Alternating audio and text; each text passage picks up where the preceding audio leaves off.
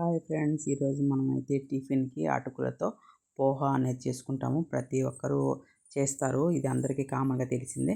కానీ నేను ఏ విధంగా చేస్తానో ఒకసారి అయితే చూడండి. ఇవి మిక్చర్ అటుకులు అనమాట. మిక్చర్ అటుకుని నేనైతే 2 గ్లాసులు తీసుకొని నీట్గా కడిగి నీళ్ళలో నుంచి తీసేసి గట్టిగా పిండి పక్కన పెట్టేశాను అనమాట.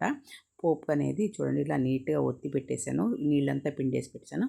పోపు అనేది ఒక 5-6 స్పూన్స్ అనేది ఆయిల్ తీసుకోండి. ఆయిల్ కొద్దిగా ఎక్కువే పడుతుంది. పచ్చెనపప్పు, మినప్పప్పు, ఆవాలు, అలాగే కొద్దిగా జీలకర్ర, తెల్లగడ్డ నల్లగొట్టి వేసుకోండి. తెల్లగడ్డ అనేది ఖచ్చితంగా వేసుకున్నారంటే చాలా బాగుంటుంది. తెల్లగడ్డ, కరివేపాకు కూడా పెట్టుకోండి. ఇవంతా నీట్గా అనేది మనకు పోపు అనేది బాగా యాగాలండి.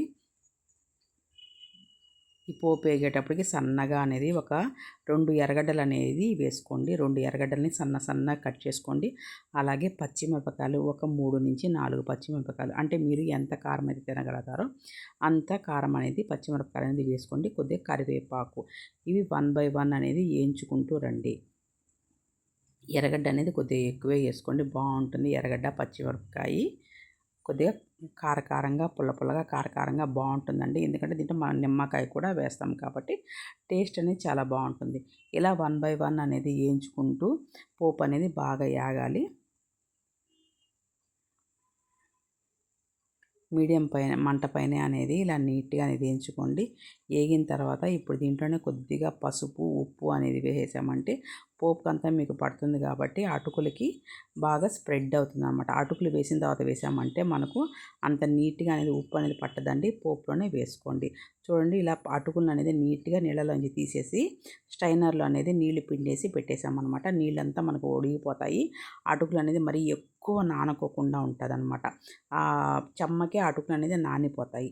ఇలా వేసుకున్న తర్వాత నీట్గా పొడిగా వచ్చేటట్టు అటుకుల్ని బాగా కొద్దిగా కలపెట్టుకుంటూ కొద్దిగా ఇదిగా ఇలా చూడండి నేను ఎలా కలపెడుతున్నానో అలా కలబెట్టుకుంటూ అనేది బాగా నీట్గా వేయించుకోండి. దీనికి అనేది కొద్దిగా ఆయిల్ అనేది ఎక్కువే పడుతుందండి.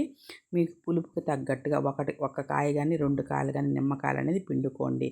ఎందుకంటే నిమ్మకాయ పిండితేనే టేస్ట్ అనేది చాలా బాగుంటుందండి. నేనైతే పెద్ద నిమ్మకాయ, 1 నిమ్మకాయ అనేది వేసుకున్నాను అనమాట. అంటే నేను 2 కప్పులు అటుకులు చేస్తున్నాను కాబట్టి 1 నిమ్మకాయ మొత్తం అనేది వేసుకున్నాను. కొత్తిమీర కొద్దిగా అనేది వేసుకోండి.